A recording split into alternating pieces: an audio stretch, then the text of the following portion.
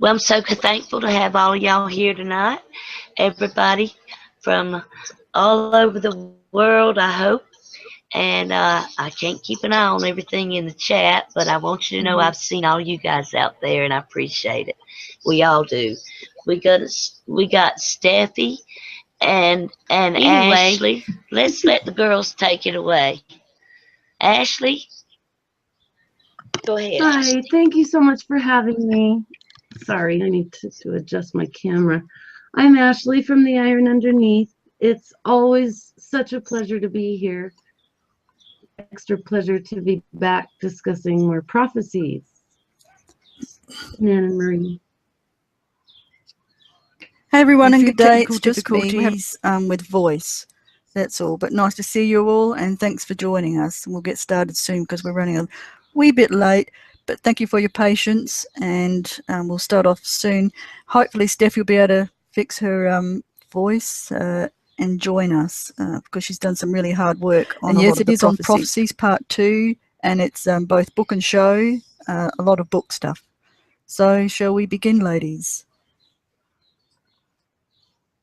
Just let me do a few shout outs. Hey Kevin, Carol Funk, hope you're over your cold, hun. Candy Moi, love you. And Rhaegar, Lev, thanks very much for your help, hun. BBM, great to see you here. Tarzan, big wave your way. Thank you all. Thank you so very much. So let's get going. And who wants to start first? So Ashley? last time I did patch face, and I think this time I will take on a little bit of the three heads of the dragon. With it. Let's see here. I wish Steffi was here, but I will read you the three that I'm going to try to anyway. And those will be, I'm going to try to figure out how these go together. First is from Daenerys from A Clash of Kings. It's from the House of the Undying, and it says, the three heads has the dragon, hammered inside her skull, with never a lip moving, never a breath stirring with no air. And the second quote is from A Dance with Dragons, Tyrion 8, which it says, Trios has three heads, and there is a statue of him beside the temple doors. That's Penny talking to Tyrion. And then from A Dance with Dragons, also the Ugly Little Girl chapter, Arya speaking to the sailor's wife, and the sailor's wife says, the three-headed Trios has that tower with three turrets. The first head devours the dying, and the reborn emerge from the third. I don't know what the middle head's supposed to do. And there's one more little thing from Jon in A Dance with Dragons that says he's in Maester Aemon's room getting his wounds cleaned from his hand being burned. And he overhears two of Selyse Baratheon's Kingsguard say, 2 kings to wake the dragon. First the father, then the son, so both die kings. So I know that's a lot, but I think they have to go together to kind of try to figure them out now that we're this far along. So what I thought I'd start with, and then I hope Steffi comes back because I would love to hear her input on this, but what I was looking at is the colors, first of all, and the fact that there are many three-headed goddesses in history and mythology. What really came to mind is a three-headed, it's called the three-headed goddess, the triple-headed goddess of Egypt. And she has three-headed goddess because she is the embodiment of three goddesses in one. So that really got my mind going, thinking, well, if it's one goddess embodying three gods, so if the dragon has three heads, each being a king, or each being king's blood, say, instead of a god, I think the end result may be a god figure, but to me, it seems like a bloodline. It seems like red, blue, green, and that's the colors of the trio statue also. is red, blue, and green. And I think that the red stands for the Targaryens, the blue stands for the North. I think for even maybe Snow instead of Stark. I don't know. Seems like the North. And the green is the children, and the green seers, the earth and nature. The other two, a hero, a god figure, Jon Snow. That's just, I'll go on with this in a little bit. I don't want to take up too much time all at once at the beginning, but I'll let you ladies expand from there if you'd like. Well, what strikes me is oh dear, if I haven't got echo. What strikes me is we got Steffie. Can you hear me? Yes. Oh yeah, I can. Oh good. I'm so glad. Did you want Can to just quickly reiterate, Ashley, or not? Yeah, I can do that. Steffie, the three heads. So, from the quotes that I think you've got, I'll read them. Three heads has the dragon, the ghost chorus yammered inside her skull, with never a lip moving, never a breath stirring with the still blue air. That's the House of the Undying. Then the Trios. Trios has three heads, and there is a statue of him beside the temple doors. That's Penny the Tyrion. The little girl chapter is the sailor's wife talking to Arya, saying the three-headed Trios that has that tower with three turrets devours the dying, and the reborn emerge from the third. I don't know what to do. And then we were also talking about the last kings to wake the dragon, first the father, then the son, so both got kings. And what I was saying is that I thought I had looked a little at history and mythology and triple gods and goddess figures that all seem to be one goddess figure or god figure with three in one, like kind of like the Holy Spirit, God, the Father, Son, the Holy Spirit, but it's more like three different gods, actual gods in one. So I was thinking about it sort of like three kings instead of three gods. Maybe the statue of the Trios has red, green, and blue. I was thinking red's fire, red's also Targaryen, red's also, to me, stands for the father. So that would be Ares or Rhaegar.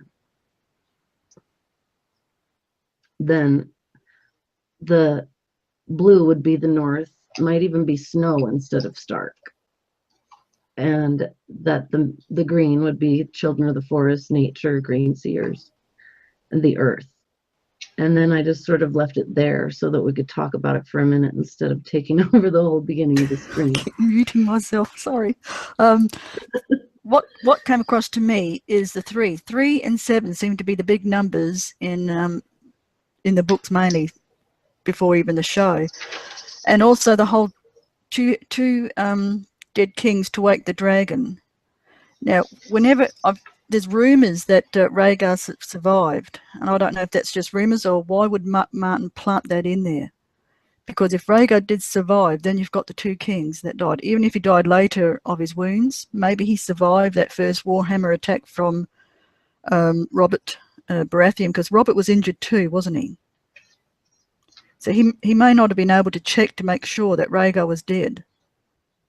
And I'm wondering, does that mean that two kings were alive? Ares and Rhaegar lived long enough to survive, just to survive his father. I don't go with the Rhaegar is Mance theory, because Mance has got his own backstory. But did Rhaegar live long enough to survive Ares? And then you have the two kings in one, and they wake the dragon in Jon, when Jon is born. And as for the trio, to me that the 3 and the 7 seem to be really big numbers in a Game of Thrones, and I'm not quite sure why they're so important. That maybe that's why I like to listen to you ladies, because I learn so much. I don't know if Nan wants to say anything. I can go, yeah. When I was reading over like Ashley's quotes, I was kind of like thinking like you, Marie, where maybe they're not talking about Rhaegar. Maybe they're talking about like a sequence of every king, like Robert and then Joffrey, even though they're not biological, and then it would be Rhaegar and Jon, or Rhaegar and Aerys, and so on. Because if you've noticed, most of the fathers have actually died. Like Jon Arryn's died, Robert's died. Right. If the show has anything to do with it, then Doran's gonna die and Quentin's gonna die. Right? So it's almost like it's leading to these threes, and that's where my head got at. As for who's the 3, I feel like if you're gonna choose 3 heads of a dragon, like the trios symbol, hold on, just let me find it. One is for death, and then the other one's for rebirth.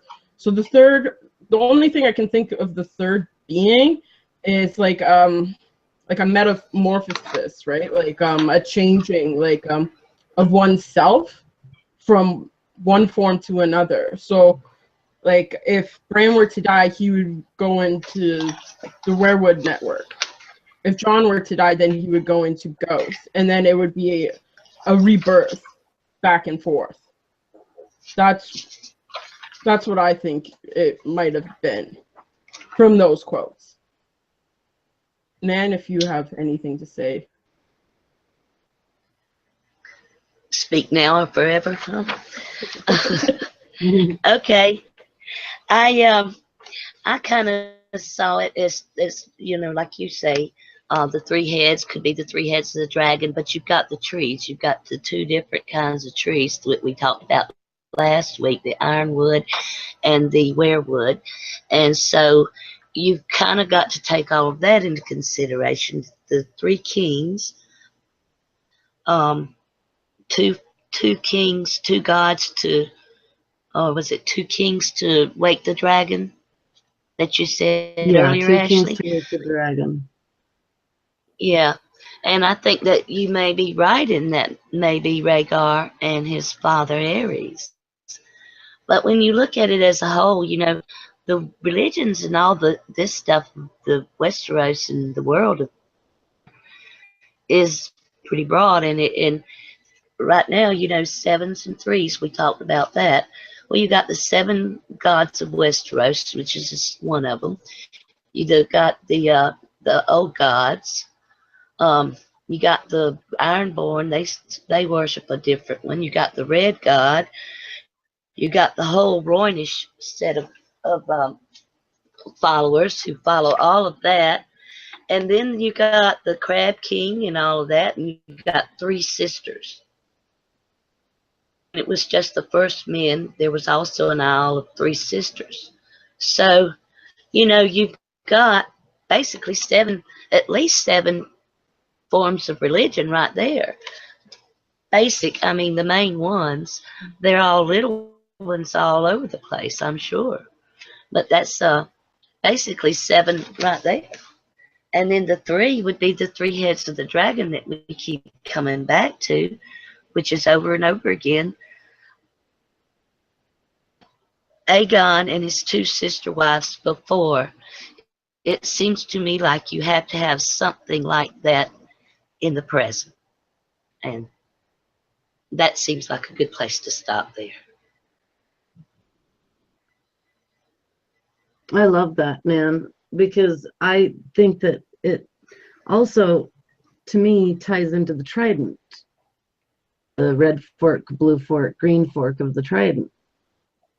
There's 3s and 7s, like you said, everywhere. And that's one of them, too, that always has stood out to me as maybe like a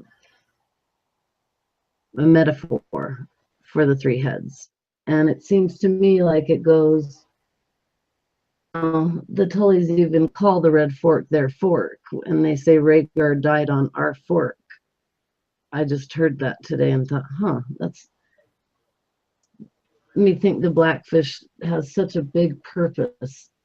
But that's getting off topic. I just feel like it is really deep. It's really pure. It's clean. Pines. It's got earth. The Green Fork to Old Stones. The Red Fork is where died, where in the water. Jaime's in A Storm of Swords, I think, when he's on the Red Fork, a body floats by, a bloated corpse. There's always death in the Red Fork. And I think they all seem to come together in a sort of almost like figure 8. And then becomes the trident into the Bay of Crabs.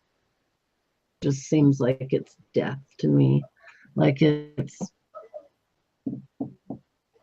like when Hoster Tully was dying, he said, "The crabs are in my belly, the crabs are in my belly, and the serving men are crabs." I wonder if that means death, and crabs have to do with death. I wonder if that's also a metaphor 3 that you were just talking about, of where someone will be reborn. No one sees Rhaegar die. We hear that he died. We hear that he got struck by Robert's warhammer, but Robert was also wounded. But we hear that Rhaegar's body was burnt. Where? Who was there? Who witnessed it? I still wonder if Rhaegar lived past Aerys, and that's how you get the two kings who died. Because when you look at Wiki, it has that Rhaegar died before Aerys. But if he survived long enough, I mean, he's dead now. He didn't survive to a great age, because I believe he did because of Jaime's dream. He sees Rhaegar in his dream and he's dead. But did he survive long enough to outlive his father? I actually maybe think so, because Robert was kind of not clean up his, and he got injured. So I don't think Robert was making sure that Rhaegar was dead. He just assumed he was dead. But did someone drag Rhaegar away, and Rhaegar was to later die of his wounds? I don't know, but I think it's open because George R. Martin left it open to speculate. I think for us to speculate. I don't know if Nan wants to add anything, hun. No, let's Steffie say. As for like Rhaegar being dead, like if he died, I don't believe the Mance theory like Marie does. But people were literally picking up the rubies after from his breastplate being smashed in. I'm pretty sure he died like right on the spot. I doubt that people would be vultures and picking at him and stuff like that unless he was dead. It'd be even more disrespectful if someone's there and like still trying to grasp for air and they're just like picking up rubies around him. But that's true.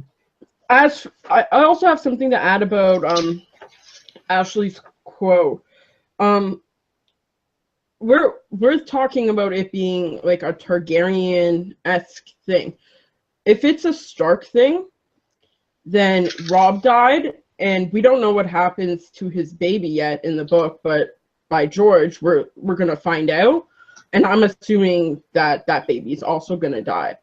So it could be that the letter, the inheritance letter, might play a crucial role as well in this foretelling. But this is more focused on Dany, so I can understand that. But yeah, just some thoughts. For my the things on Old Nan, I was reading through and I found out that a lot of rumors were coming up from the south regarding what was happening down there with Ned when he was arrested, and there was all kinds of rumors that came in.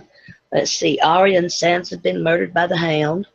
The mother had killed Tyrion and hung his body from the walls of the Eyrie. Tyrion was marching on the Eyrie and burning everything as he went. One wine-sodden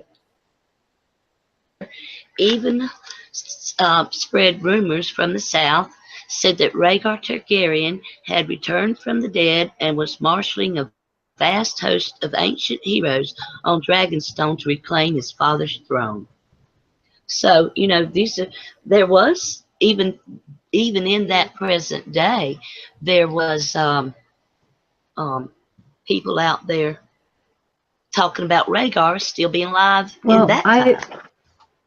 I'll just go really quick. I feel like I just have this as far as I remember, it rides up after things have just happened and showed up just as Robert dealt the fatal blow, is what I remember.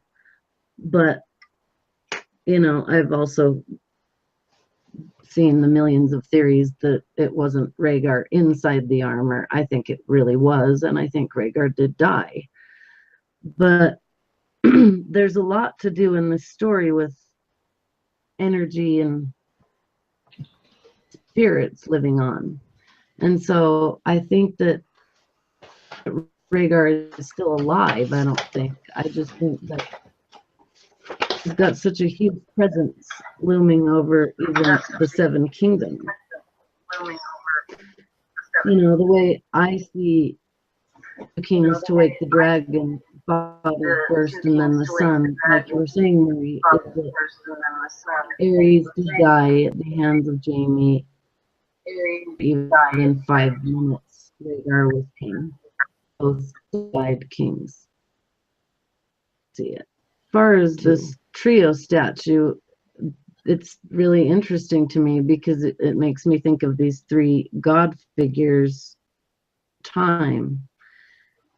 And you know, she says the first head devours the dying and the reborn emerge from the third. So the first head devouring the dying is just nature, composition, and that kind of stuff. And then reborn emerging from would be kind of like it would be from this bloodline, is what I see. I'll let someone go next.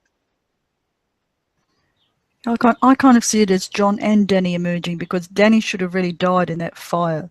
So to me, there's something in the Targaryen blood that where they can die, but they can also be brought back. We see that in Beric Dondarrion, but Beric Dondarrion's got a purpose.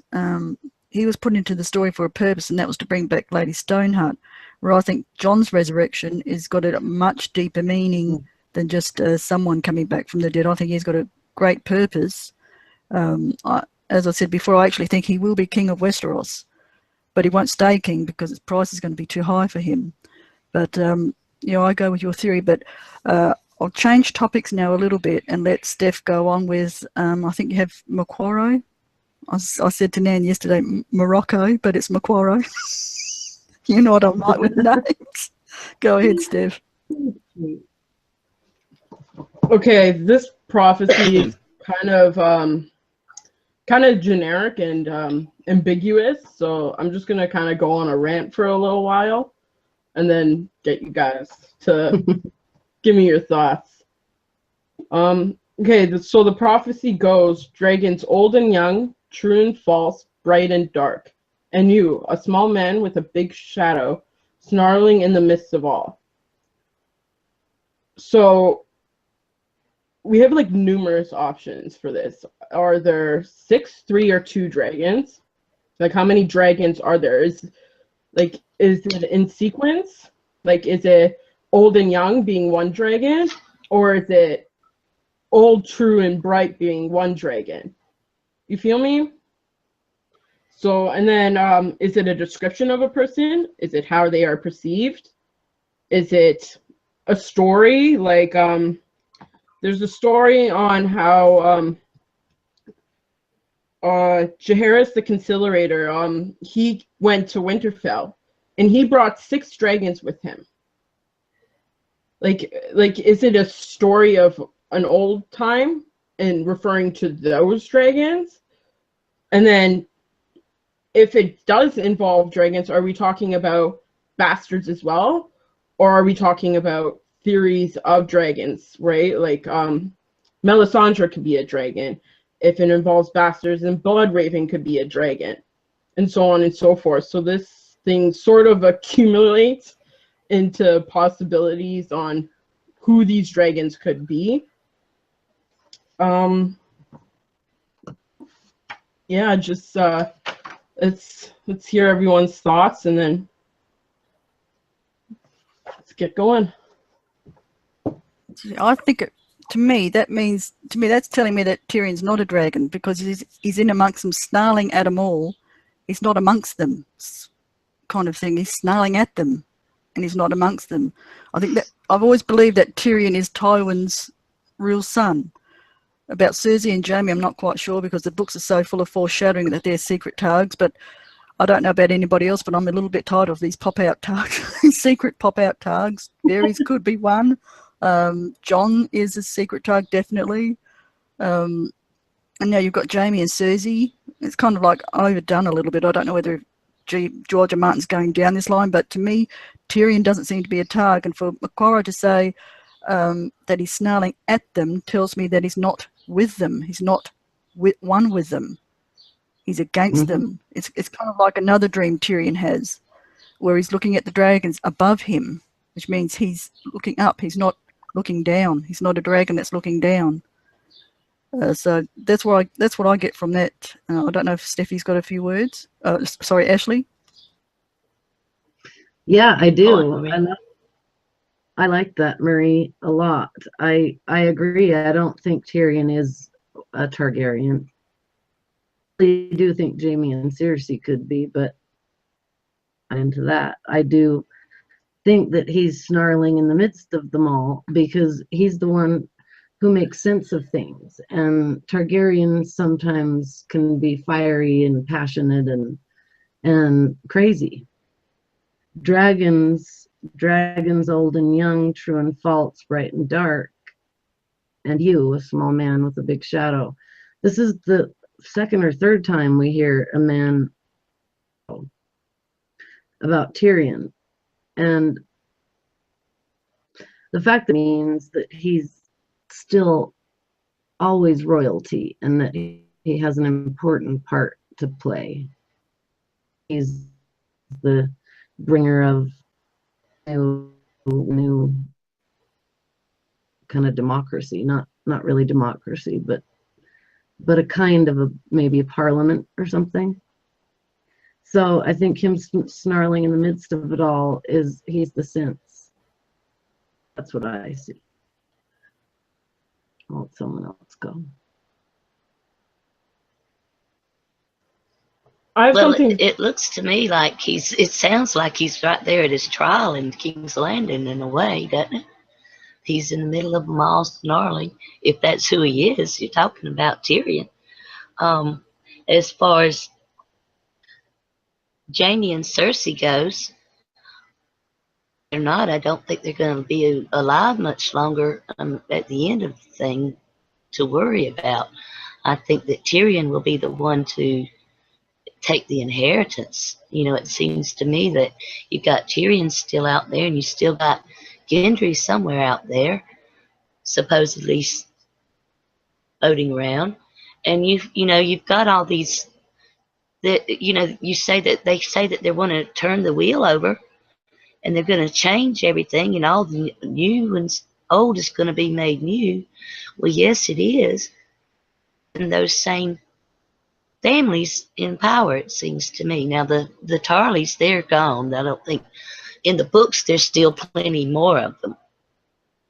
I mean the Tyrells, excuse me. In the books there's plenty more Tyrells, but in the show there's no more Tyrells except for Lady Olenna. So it could go either way on that.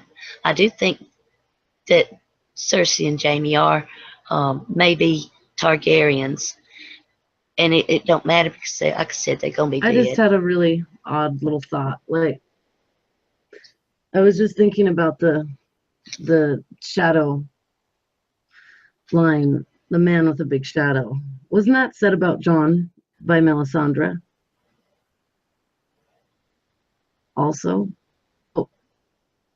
I mean, he does say "and you," and he's talking to Tyrion, a small man with a big shadow snarling in the midst of it I all. think the only shadow Melisandre wanted with John was to make a shadow baby. That's what she had on her mind. Yeah, I think I think it was meant for Tyrion too. It just crossed my mind that maybe it's, I don't know. see when it comes to Melisandre, and especially in her single chapter in A Dance with Dragons, which I found enormously interesting, is her wording. It's kind of like, he won't love me, but he'll use me. And then she loads her pockets with potions, whatever.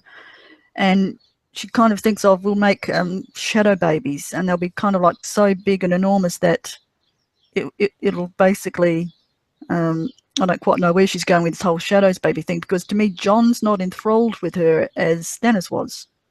So we don't really know what John is going to be like when he comes back. But I kind of agree with what Ashley said last week or 2 weeks ago when we had our live stream, in that it's going to be a combination of Bloodraven, Bran, and Melisandre, in that Bloodraven and Bran represent ice, and Melisandre represents fire. That brings back John, because he's ice and fire.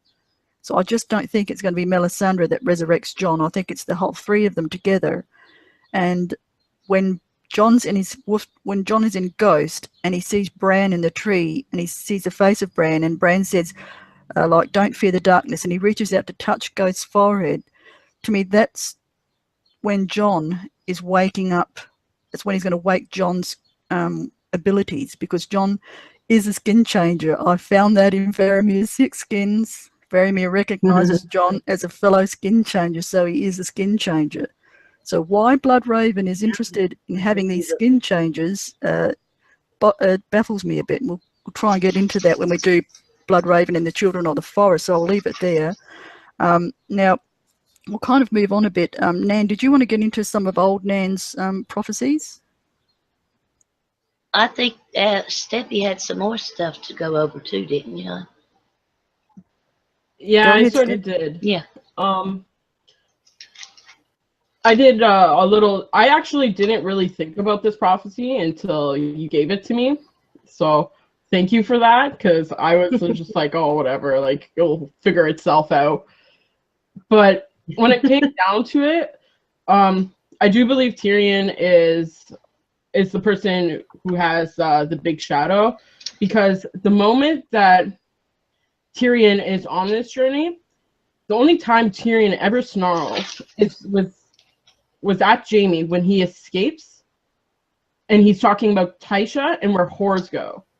Right. So all throughout this A Dance with Dragons, that's all he keeps saying. Where do whores go? So it refers back to that moment.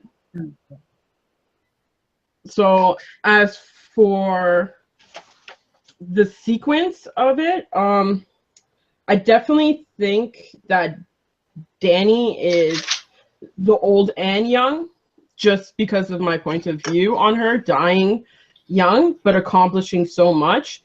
And she also views the same when she says, I have counted only 15 name days, true, but I am as old as the Dosh Kalin and as young as my dragons, Jorah. So I think it's being paired off, not that there's 6 separate dragons. As for the bright and dark, I believe it's Jon. I believe this is a prophecy about him wearing the armor, but also holding Lightbringer. And as for the true and false, there's 2 options for this. It either could be Stannis for me, him being a Targaryen by blood, although it's dwindled down so much, but he is the true king, but he is the false, he's not a dragon, he's a false dragon, he's a pretender, he's a usurper through Robert's line. Or the John would be, yeah. As for, and then the true and false can also be Aegon, and the same thing applies where he's a Blackfire pretender pretending to be a Targaryen, which he's not. And that's it. That was just my thoughts. Well, I found what what I was going to reference you on that point about John being a skin changer. It was in his wolf dream, and he was telling it to Corn Half Hand and them, and he was saying, "I was Ghost on the edge of the mountain, looking down on a frozen river, and something attacked me. I think there was a tree with my brother's face. The wildlings. There were thousands, more than I have ever knew existed, and giants riding mammoths. And Eben says, skin changer? So, and John wonders if he means the eagle or him. So it is a question as to whether or not John is a skin changer, and that even he questions whether he is a skin changer or not. So, hit him on the forehead could be third eye. And on that other, that's about all I had to say on that. I can't do but one thing, think of one thing at a time. I'd love to say something real quick if I could. Yep, you Just can. Thanks, Marie. I was just thinking, like, I didn't mean to imply that was meant for, I know it was said to Tyrion. It was just also said to John. So I'm wondering if there's something to do with the moon and the shadows of the important people. Like, the quote about John is, "Every man who walks the earth casts a shadow on the world. Some are thin and weak, others long and dark. You should look behind you, Lord Snow. The moon has kissed you and etched your shadow upon the ice 20 feet tall." So, all the people who are going to be for war and are really important they have big shadows. Red priests, which is interesting that they're seen by red priests and talked about of someone else having to do with the moon. I guess it makes sense. It's just interesting that same thing was said to John. And also, I agree with Marie that you said, and now I've gone from my head, but we did this stuff. Okay, so I guess the next one would be Quaithe, and it's in A Clash of Kings, Dany 3. To go north, you must journey south. To reach the west, you must go east. To go forward, you must go back, and to touch the light, you must pass beneath the shadow. Now, I pretty much feel that north, south, east, west, forward, back are kind of in a rhythm with each other. It's kind of insinuating her conquering or her resume on her journey. But to touch the light, you must pass beneath the shadow. When I was trying to think about this, there's a lot of theories online, and I did my research and stuff. Some people said Daznak's pit. Some people said Vase Dolores and the Mother of Mountains, or it was just her dragons and her being able to fly. But when it came down to it, when you think of Quaithe, right, later on and throughout throughout this conversation, actually, when Dany is touched, it tingles, right? Almost like a twinkling feeling that she has, which refers to stars. And then that's also what her mask is referred to of. And then when people were referencing the Dothraki culture, I went into how they view themselves after death, and how basically you die and you get turned into a star, basically, and you gallop through the night sky with this huge, massive herd. Right? It kind of seems like the Valhalla and galloping with your army again and drinking with your comrades and stuff. So when I thought about this, I feel like if she's going to have to, the light refers to as death. And in order for her to touch it, she must go through a period of shadow which would insinuate either the long night or like some sort of darkness, like really, like maybe like being captured or something like that. But I definitely feel it's referring to the long night from the quotes that we actually just touched on. So yeah, that's my thoughts. And also it's kind of like the way Patchface or the Ghost of High Heart, they kind of flip elements around. And that's also how I got onto it, that it was insinuating her death after this journey. If anyone would like to share their thoughts. I would. I got a thought before I lose it. I liked what you were saying about the rhythm, you know, of the back and forth and east and west, and it makes a kind of a sense in that it's her song. You know, you have the dance of the dragon. It's her dance, her song, and I like that reference, the way you brought that out there.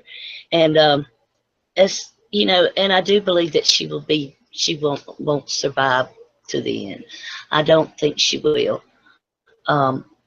Whether she is Nisa or anybody else, it doesn't. I just don't see her making it very long. I think her song will be sung at the end of this journey, and it'll be at the end of this journey will be the end of her life. You know, after this whole thing. That's it. Yeah, I agree. With her the way she obscurely says things, and just like Miss Sandy catches Danny talking to basically the air, and she thinks she's talking to Quaith, and everybody thinks, oh, Danny's going mad. No, she isn't. She's actually seeing Quaith, but Quaith, no one else can see her. But what Quaith says is so obscure that it's a little bit like Patchface, which tells me there's something in it. But like you ladies, I don't see Danny living to the end. I think there's going to be a sacrifice, and to me, the Night's King is ice, Danny is fire, and that's what the imbalance is. And John is ice and fire, and he's the balance. So I don't see her making it to the end, and I think a lot of her warnings, like, for instance, when she warns even Danny about the warning of the lion, well, the only lion approaching her is Tyrion. So why is she kind of warning, is something going to happen like that? I said about that dream that Tyrion has where he's looking up at the dragons and he's with Barristan the Bold, and it sounds like he's with a golden company, which are with Fagin. So does Danny do something that makes them flip and change sides? And that's a future thing we're seeing where Barristan the Bold leaves Danny, and so does Tyrion to back Fagin. We don't know. So I find that dream interesting because he's looking up at the dragons, which tells me again that he's not a dragon. Otherwise, otherwise he would be looking down with Danny. But George has also said that not every person has to be a Targ to ride the dragons. We have that in Nettles and Sheep Stealer. But then again, when you look at some of the books, it keeps referring over and over again that you have to have either Targ blood or Valyrian blood to ride a dragon because of that great council that was called, or not a great council, one of the Targs. There's so many Targs. One of them called for all those seeds or something to come together and ride the dragons. I forget who it was. It's one of those crazy Targs. Called a meeting for all the seeds for all the seeds to meet, and that's where they had the dance with the dragons in the World of Ice and Fire. But before I lose my point, Danny is not going to make it to the end. No, I'll leave it there. Who wants to go next? I'll just add something really quickly. This is such a cool this one because it could go so many different ways. But Steffi, what you said is just rad, and I agree with you that Danny's only fire, and she's not done with her spiritual evolution as John is. Like, John has gone through his dark night. He's died. And for that, he's gone through his trials and his dark nights of the soul, many of them. really did go into the darkness when he died, and then say he did a few times. So as has to get north because she has to be, they see her as having to give herself over or trade, be given in marriage to the Night's King. That's just what I might see. Have a little repeat with the Amethyst Empress from the Great Empire of the Dawn also. I don't know. She was also the, you know, by her brother, the Bloodstone Emperor, but maybe she was Nisa Niset. yeah. But also, you know, you've got the one that in Greek mythology that went down to Hades. What was it, 6 months a year? Isis? Something like that. Could be a reference to that. Yeah. This is the one I was supposed to have done last week and forgot. Imagine that. Anyway, Nan is much beloved by the Starks, and she's left her impression on all of them, including Kate. Her stories are go throughout the whole books and TV shows. She came to Winterfell as a young mother and wet nurse to a Brandon Stark, and she has just sons, and she had a grandson. The sons died in Robert's Rebellion. Her grandson died at the Greyjoy Rebellion. And Bran Stark is the one that spends most of the time with her. Day in, day out, she cleans him, she watches over him, she keeps him from being lonely, and that just makes it worse. He even gets to the point where he tells her, I hate your stupid stories. And she says, and I found this very interesting, no, my little lord, not mine. The stories are before me, and after me, and before you too. So Nan included the future in those story origins. Does history repeat itself? That's one question.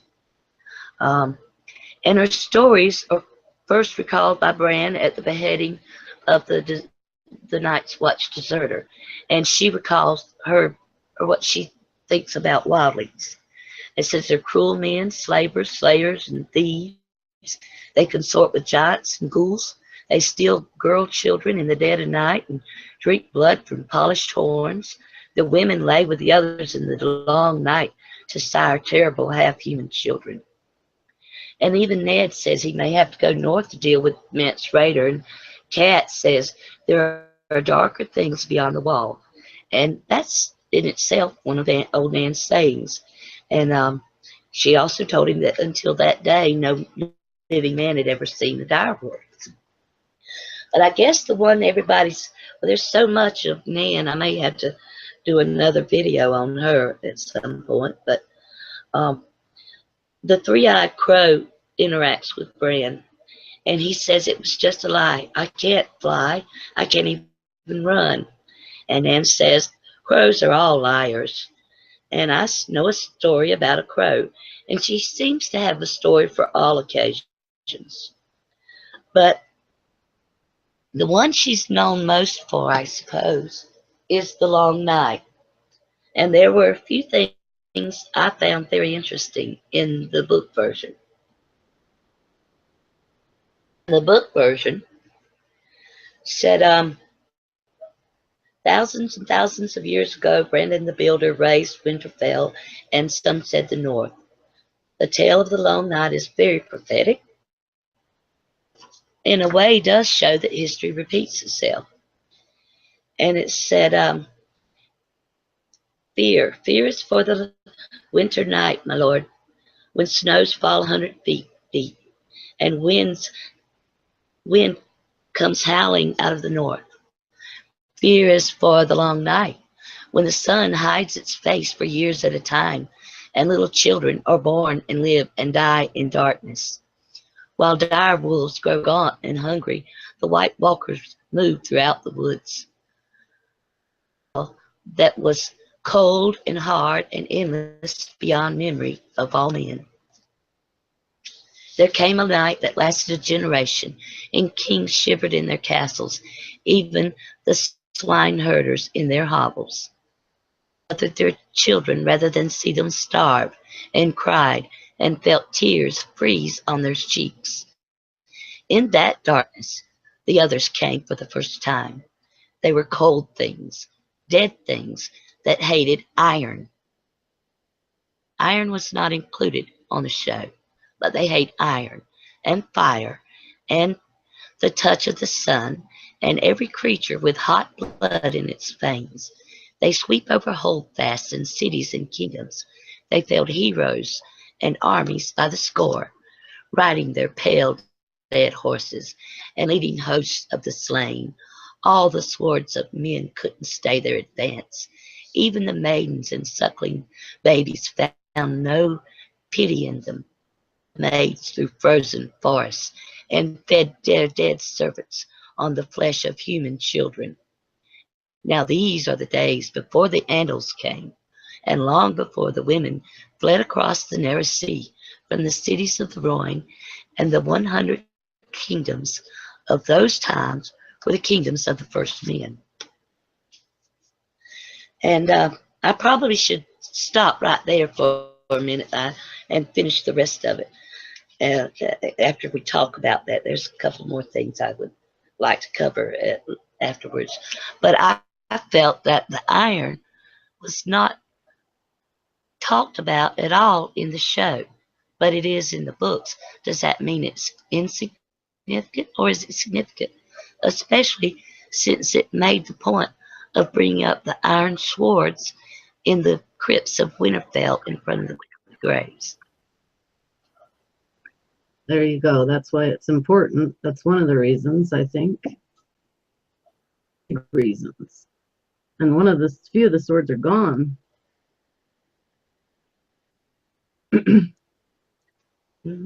Part of, tying into guest right, where across the lap means you're not allowed here. And so, it always makes me think that when they talk about stone giants, that's the kings of winter in the crypts of Winterfell with iron swords across their laps. If they don't have iron swords across their laps, which a couple of them don't, and I can't remember, I think one of them's Torrhen Stark, and one of them is that Hodor might have actually taken real ice from one of them. The swords on the Kings of Winter laps being iron changed to iron later at some point in the crypts is really important. I guess they just decided not to go into the crypts in the show, and so they left the iron out. But the iron is so important. Even Mir and Jojen swear to Bran by iron and bronze and ice and fire. Yep. I'd also like to jump in on that too. In some cultures, they actually leave iron or like an object like Jewish, in the Jewish culture they leave rocks, but they leave it on graves to keep the spirit from going away until a certain time has passed, so they can go in peace. And if they don't believe that their score has been settled, they leave it there until someone has accomplished it. So I found that very interesting, and I also agree with Ashley on that iron is very, very important, and the reason that those iron swords were taken off are also very important. That means there's a score to settle with those ghosts. Yeah. Marie, you Definitely. got something? And I just have Diana? Yep, and also the fact that when John has his dream, he goes down in the Winterfell crypts, he gets the feeling that he's very unwelcome there. And the old gods of winter are more, old kings of winter are more or less saying this is not your place. Get out of here. And he feels himself drawn down to go further and further down into the crypts. I think that's John's death dream, but there's also a deeper meaning there in that the kings of winter really detest John. And there is something to the iron. I don't know why the show left it out. They've got reasons of their own. I suppose they wanted to make a big thing out of the Valyrian still. But there is something to iron. And also what Ashley said, that oath that the Reed kids say. To me, that's the ages that they go through, and this new age of ice and fire. That's them proclaiming a new age of ice and fire, because no one else swears that oath. And I'm wondering if it came from Howland Reed when he sent them to as a kind of declaration to Bran. But I've kind of got something too on John and that whole winged wolf thing, which Jojen says. Okay. I just have to say, I loved you listening to you read those, old man. So great. Yeah, I love old Nan's voice. Do what? Huh? It was fun listening to you read old Nan's Bless your heart. stories. I'll go on now. The Winged Dwarf, Bran 3, Thank you, hon. A Clash of Kings. I dreamed of a winged wolf bound to earth with grey stone chains, he said. It was a green dream, so I knew it was true. A crow was trying to peck through the chains, but the stone was too hard, and his beak could only chip at them. Did the crow have 3 eyes? Jojen nodded. This could be either Jon or Bran. Jon, who is chained by his vows. And Jon's sense of duty is so great that it's almost as large as Ned's own personal sense of honour and duty, that Jon will not break his vows for anything. So to me, this speaks more of Jon than Bran, and I don't think anybody is infallible, not even Jojen Reed. I think he's misinterpreted his dream here, and the winged wolf is Jon and not Bran. Because as much as the Bloodraven wants to chip away at Bran, he chips away at his forehead, not chains. He's not chipping away at Bran's chains. And even if he did, like, if that's metaphor for Bran being crippled, Bran's always going to be crippled. He can chip away as long as he likes. He can't give Bran back his legs. But Jon is bound by his duty and to the Night's Watch, and he won't give that up, even when Jon is tempted by Stannis with something that he's always wanted, which is to be a Stark and to be Lord of Winterfell. In the end, Jon dithers a bit, and then when Ghost returns, he's reminded of his loyalty to the old gods, and then he changes his mind.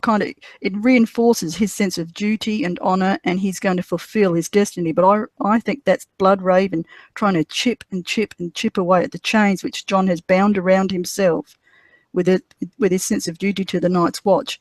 And because Jon is so a little bit thick, I love Jon, but you're a little bit thick, darling.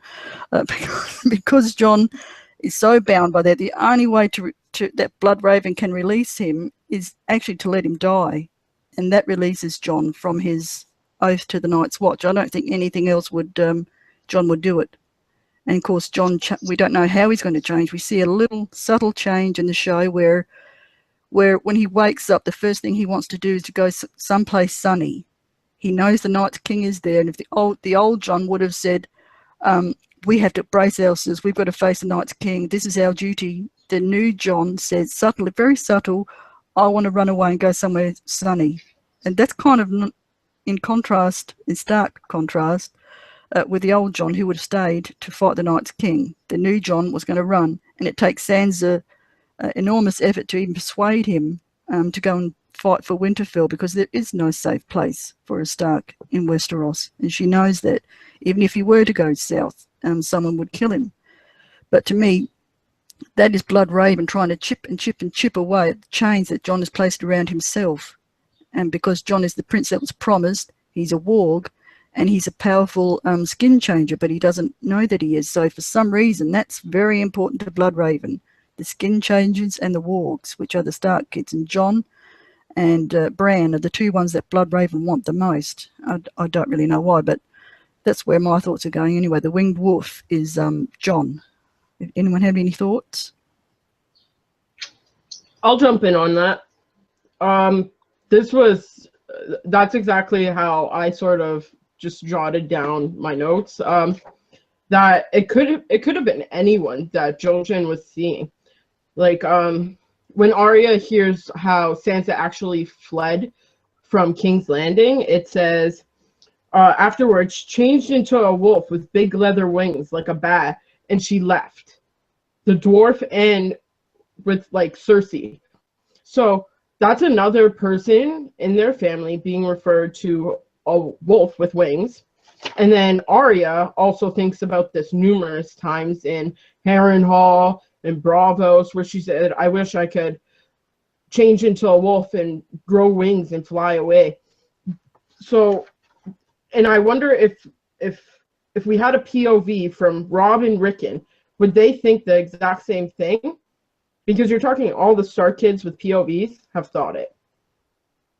As for it being Bran, I also think when Bran goes to Jon and touches him and does that voodoo stuff and says, open your third eye, that it also insinuates that it was Jon.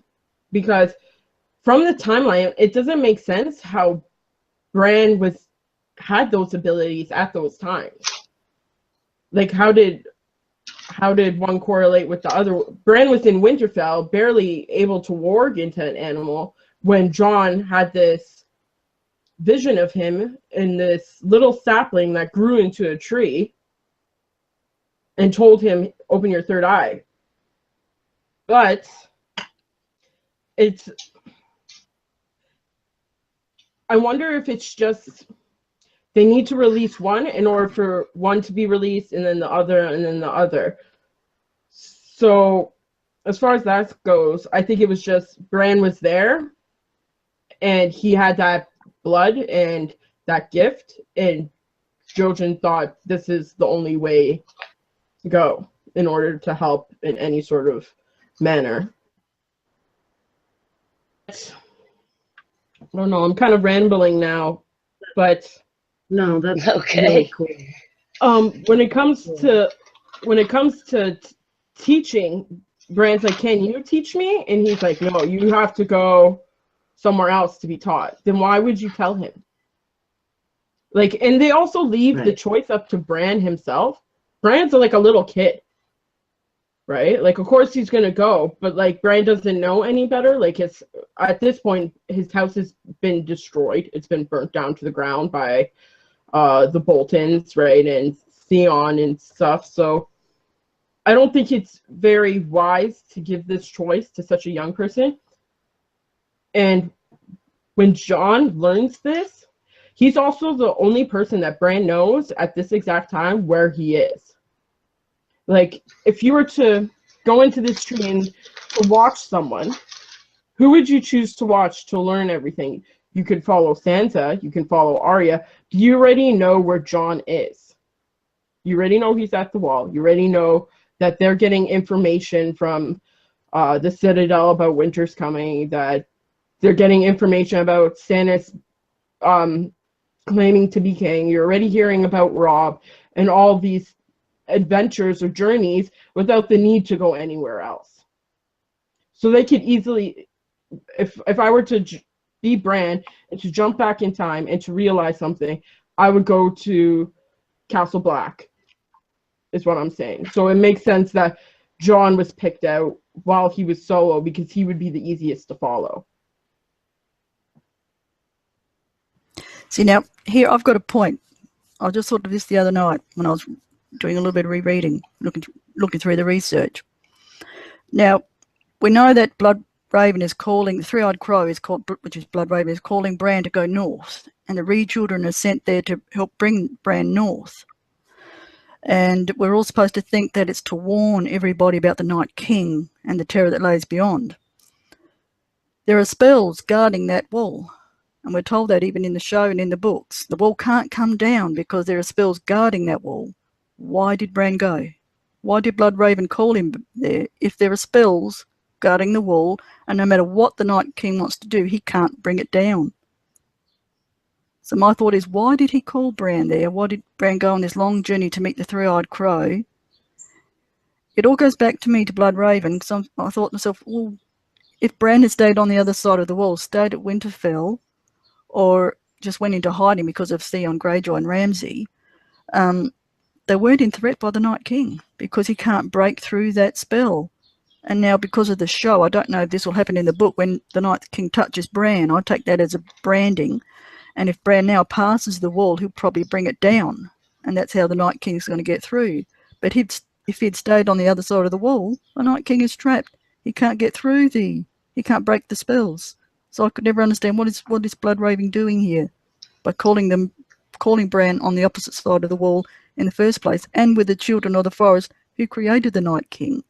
So I kind of thought, like, where does Bloodraven sit here? Whose side is he really on? Oh, I have a hard time with that one.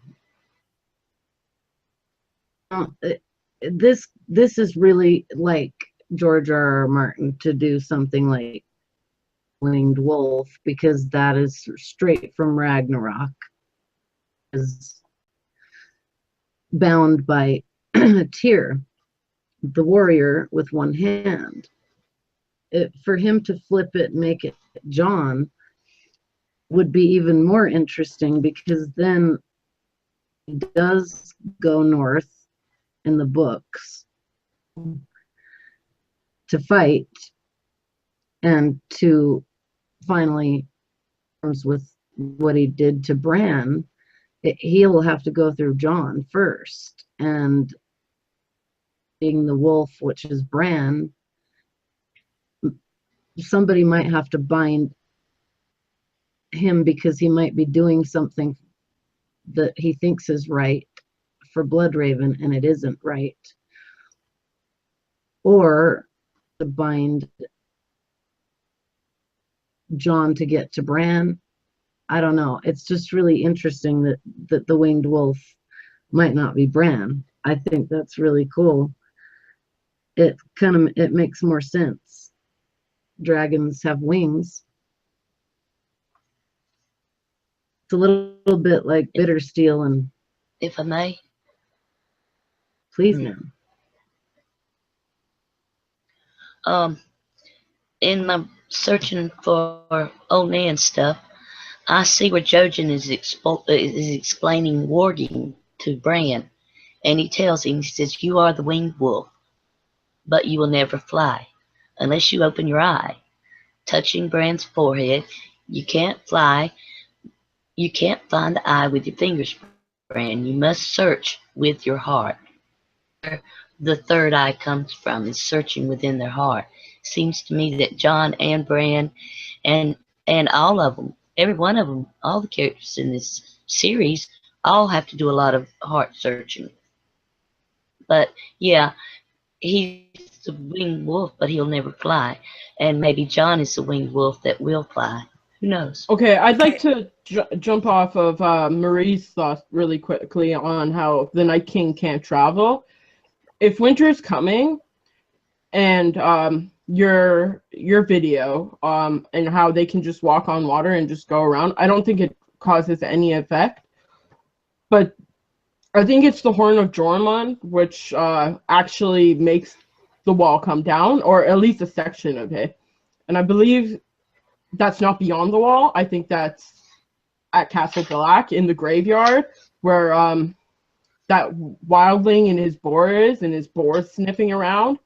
I think it's buried there because, like they said, the Night's Watch are buried with their most prized possessions.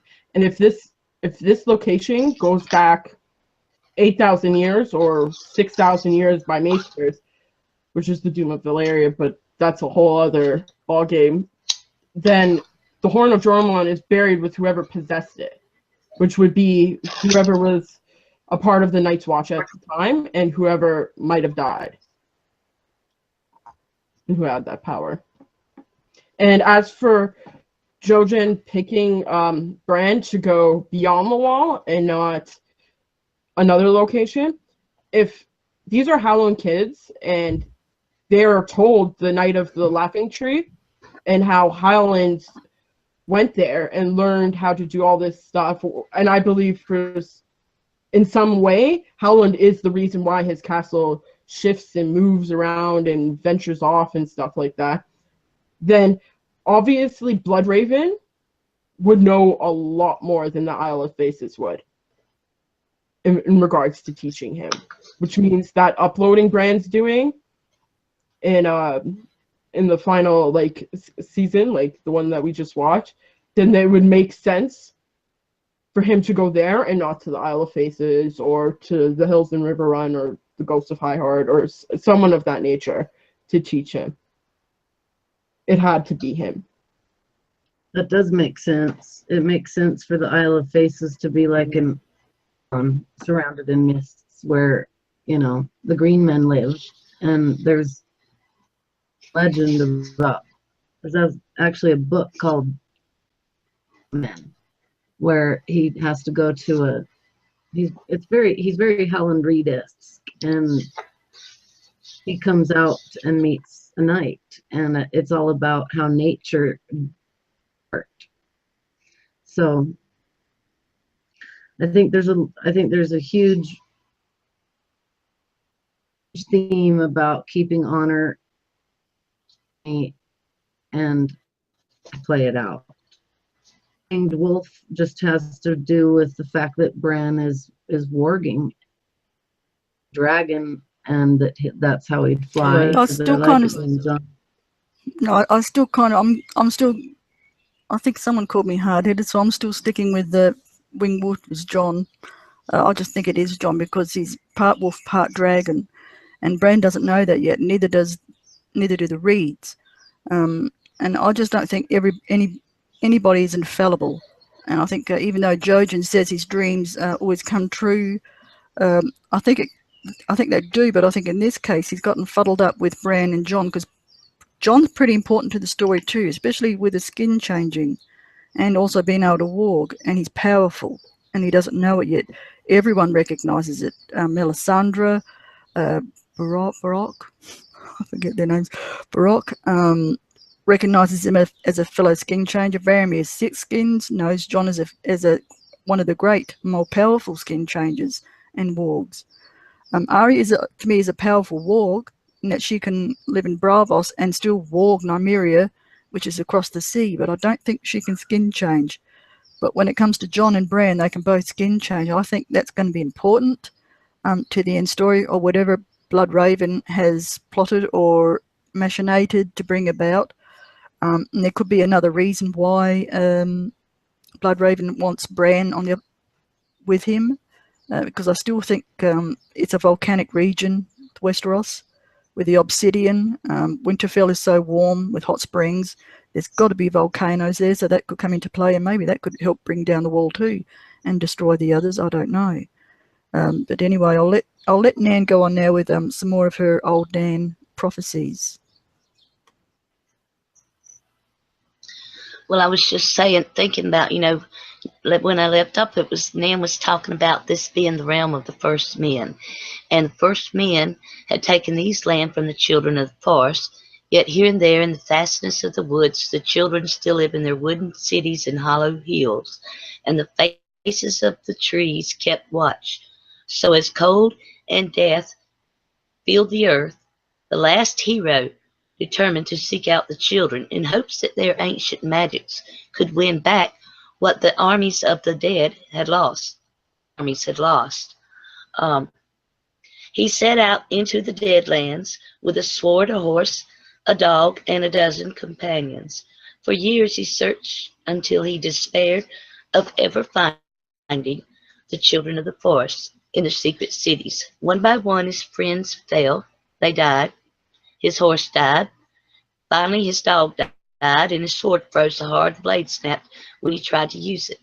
And the others smelled the hot blood in him and came silent on his trail, stalking him with packs of pale white spiders as big as hounds. And then Theon interrupts to say that the children of the forest have been dead and gone for thousands of years. All that remains of them are the faces in the trees. And even Master Lewin tries to deny Old Nan's stories, but he cannot explain the direwolves nor Brandon Rickon's dreams. And that goes to my thinking that the prince that was promised, Azor Ahai, and the last hero are 3 different people or things, and there will be lots of heroes. In what I found from reading about Old Nan in all of this, it seems that there will be lots of heroes in this coming up 2 books. That's it. Yeah, I'm kind of getting to that point too about them being 3 different peoples. I just cannot see one person is going to so frighten the Night's King that he's going to run away in terror. because he's waving a fiery sword. It's just not going to happen. I think it probably was 3 people in the last time, because the last hero was there, the prince that was promised. Didn't that? I think that came from the Ghost of High Heart, Jenny of Oldstones or something. And Azor Ahai comes from the east, and is, I think, connected some way to what Ashley did in some of her previous vids on her channel. So everyone check it out, The Iron Underneath. She's got some really great stuff there, which I think they're interconnected with Azor Ahai character, because it's from the east, I tend to think. But I do think that Dany fits it to a T. I mean, when you look at the prophecy, she really does fit Azor Ahai to a T. Waking dragons from stone, Dany did that. Smoke and Salt and Smoke, yep, that's Dany. Jon really does fit the prince that was promised, because he comes from the line of Aerys, or from the Targaryen line downwards. And also waking the 2 kings to make a dragon, which Ashley said. But to me, and also the last hero does seem like Bran. He didn't go there with like a whole lot of friends, but the friends that he did go with, I think Jojen probably will die in the books as he has in the show. Not sure about Mira. Cold Hands might end up helping him get to the wall if he does leave that tree, or maybe he stays in the tree, I don't know. But to me, the last hero fits Bran to a T also, and Jon is the prince that was promised. And that's why I think Jon will sit the throne, because in that, as I said in my previous video, that House of the Undying, Dany goes towards the throne, goes to touch it, and you can see that she wants that throne. She's wanted it ever since her brother died, and she's been obsessed with it. And for her to not take it means that the one thing Dany hates is usurpers. She calls usurper and usurper dogs. If she took the throne for herself, she would become a usurper, because I think in that vision she's already met Jon, and she knows he has the greater claim. There must be some proof, which I think Sam will find. So Jon is the prince that was promised, Azor Ahai is Dany, and Bran is the last hero. So I can agree with that. But there's also something else now that old Nan says that's always interested me, when she tells Bran, never trust a crow, because crows are all liars. And that's always kind of thought, I always wondered about that one. She does say that. She certainly does. But now Nan also has some sayings that are kind of like, that if you stick your hand in that socket, it's going to burn you. You're going to hurt, One of them was that she told Arya that the Titan of Braavos ate pink, pretty little lordly, high-born girls. So, some of those sayings are that. But she also has the sayings that dark wings, dark words, and that that the Starks have wolf's blood, and that it's stronger in some Starks than it is in others. That was great, man. Really great. I agree with a lot of what you said. I do think the 3 are separate, definitely. I mean, each myth, so it makes me wonder how much has gotten lost or askew. Tale about the last hero really has that it is Bran, because he left with Summer, he left with a sword, Crits, he left with a few companions, but altogether all of his companions, I think, will equal 12. He doesn't have a horse, but Cold Hands is on an elk, so it really does go hand in hand like that. I just don't know how, if it's that. That's my only thing about it. But Azor Ahai for 40 days, ended up, not being able to make the sword the first 2 times. The 3rd time he did, because he plunged it into the woman and it was warm. Maybe even, I don't know if it was royal blood or not, but it seems like was kind of like make, bring hope back to the people. And he got the singers to sing the song of the earth and bring the dawn back. So I don't know, if Azor Ahai is more like just a mythical figure who brought people together. It might just be John. And the prince that was promised might be a little bit of a different idea than what Rhaegar had. Because according to Rhaegar, the prince that was promised is Aegon. Nan, when she's talking to me, it's like she's representing the first men. The prince that was promised, could that possibly be the Andal's representation? On Azor Ahai as Shai, the people from the east.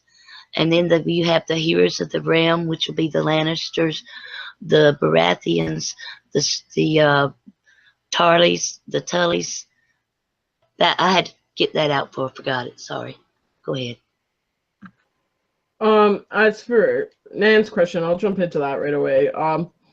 I supposedly the prince that was promised was prophesied 5,000 years ago, so it's not something new, and there's also a phrasing difference where Melisandre or people of R'hllor refer to Azor Ahai and then Azor Ahai reborn. So you wonder if the telling of Azor Ahai is different than the rebirth of Azor Ahai. As for the last hero, for me, it's definitely Bran. Like, of course, it's very ambiguous onto what he does and all this stuff. Like it doesn't say if the sword he's carrying has some sort of significance, or if how his friends died, for example, right? It's not exactly like the numbers are accurate either, right? It said he went with 12 men. Like, Bran went with three other people? Yeah. Yeah. But as for the prince that was promised, in Azor Ahai, I think they bleed into each other, just like Ashley always brings up, that Melisandre kind of interchanges the titles equally, right? But I feel like if there is an Azor Ahai reborn, it's Jon, but the prince that was promised is Dany. But the thing is, when it comes to the forging of Lightbringer, the only reason why I believe the prince that was promised is Dany is because the figure Nissa, what is her story? We don't know that from the Azor Ahai tales, right? But how does someone gather so much warmth and so much strength and so much courage? It seems like a story within itself, and that's why I believe that there are separate, but the prince that was promised is the princess was Nissa. If you catch my drift on that together they equal the ultimate saving of that of the fight for life. So yeah, that's my thought. As for it takes both of them. Exactly, that's my point. Is that what you're saying, Steffie? It takes both of them? Yeah, that's why it's interchanged, and that's why the story is first brought up when we are introduced to R'hllor and all that stuff. It's like Melisandre says all these words, and then Davos right after goes to Salador Sand, and he's like, "Oh, this is the forging of Lightbringer. Listen to this." Right? It's like focus on the person who actually created the sword. Now, as for Lightbringer, if the sword is already made, it's already made. Who has the sword? I have a guess, but I would rather not say that right here, right now, because I don't think it's really as it is later in our other theories. I get what you mean now. I completely agree. Lightbringer's Yeah. made. Yeah, you make some really good points there. Yeah. What I wanted to bring up too, make a point of, was that with Azor Ahai, you get where he shoved the sword through water and it didn't work and it broke or something, and he shoved the sword through a lion's heart and that didn't make Lightbringer either. Well, Dany in the show, I don't know so much for the books, although Victorian Greyjoy's in there in the books. to me, the Greyjoys represent water, and Tyrion represents the lion. So you've got all the makings to forge another Lightbringer. If she wanted to push, let's get a sword and push it through water, which is Victarion Greyjoy or Theon Greyjoy or Asher, although Yara, I forget my their names. And with the lion, you've got Tyrion, even though I'd hate to see Tyrion die because he's also one of my favourites. You've got the lion with her too. So to me, that could also, she could also forge Lightbringer there too. And is George R. Martin kind of flipping the whole Nissa, instead of being a man stabbing a woman, is it going to be a woman stabbing a man? And as for the one who loves her, the one who loves her the most is Jorah Mormont. And I thought, could he be the kind of Nissa figure? But it also could be what Steffie said, is that Melisandre and all the other priests have kind of got it right, and they've all kind of got it wrong, in that you need both of them. They're both needed. It's not one, it's not the other. Although one of them, it's either Benaro. I think Tyrion asks, can there be two? And I think it's Benaro that says no, there is only one Azor Ahai. So I thought, when I read that, I thought, that puts me on a back burner. But that's just one person. But I kind of think there might be the equivalent of that. It needs the two of them to come together and bring out the Prince Atlas Promised and the Azor Ahai. They are both of them. Yeah, good point, Steffie. It feels like the 40 days of making of Lightbringer has a lot. The making of the Philosopher's Stone and alchemy takes 40 days. It's a very serious process where it's a spiritual evolution. That's the gold that's reached. Alchemy is supposed to be transmuting iron into gold, lead into gold. Spiritual process of making into the best it can possibly be, and that is gold. The atomic number for gold is 79, which I find interesting, that there's 79 sentinels in the wall. So your true purpose, the way John has, you are now, and so did Davos. When he drowned, he was given his true purpose, which was to go find Jon, to go find Jon and to go fight for the living. And it seems to me like there's something about the forging of Lightbringer that has to do with the making of a god, or the making of the greatest hero, god figure. So I think there's more to Azor Ahai than just a man with a sword. I think there's more to the Prince that was promised too. I think they're almost god figures. Characters do play them out as if, they're characters, I think, playing out. Like gods. When you were saying about the Valhalla and them coming to get the warriors who are injured and bring them back to Valhalla. Once they get to Valhalla, they just drink and party, and they get, the next day they go back out to battle. That's why it's such a great myth for warriors, because they just get to battle all the time. Always be saved by these beautiful women. There does have to be some Valkyries, and there do have to be, there are the washerwomen. There's washerwomen all over the place, and they are supposed to be the Valkyries. They're supposed to be to portend death. Something to do with leading you to Valhalla. Can I ask a question, Ashley? What was it you were saying about 40, hon? About the 40 days. I was saying that alchemy, the process of making lead into gold, the actual alchemical process, it takes 40 days exactly. How it's supposed to be done. Okay, And you're also saying, equating this as a kind of a spiritual awakening process. Is that what you're saying? Because in my thinking, yeah, because I'm thinking of it in a more of a biblical sense. You got 40 days of rain, 40 days and nights of the rain and flood.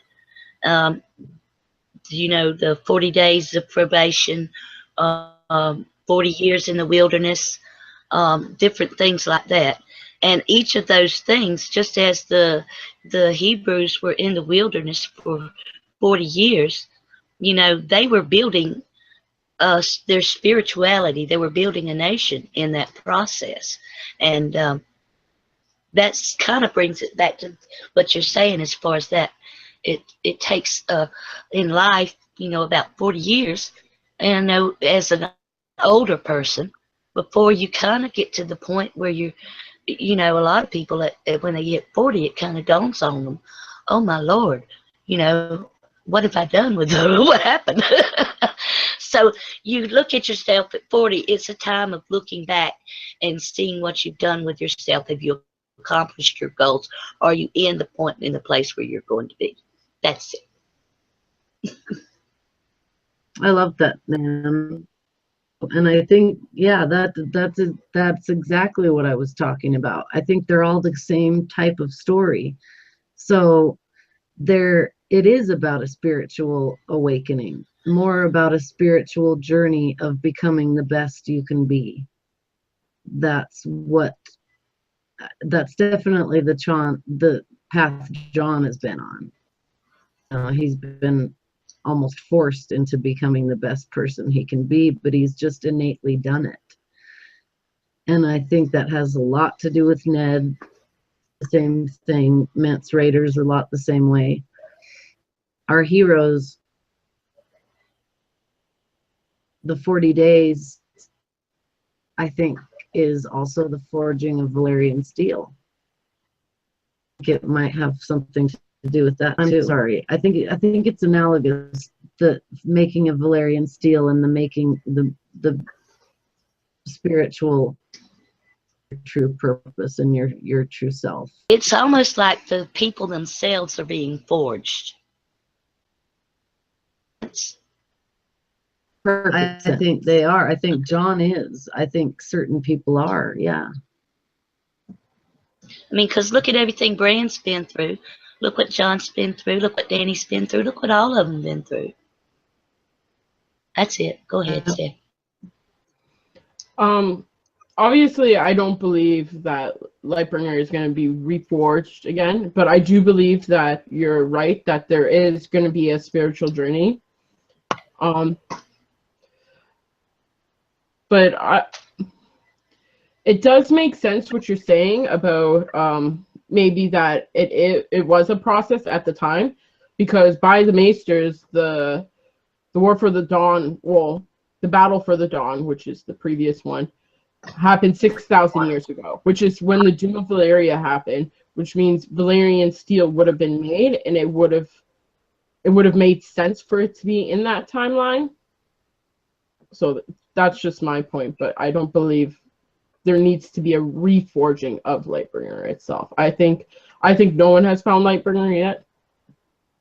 But yeah, it doesn't make sense to me for there to be a reforging of something that's already forged. And it's in perfect condition.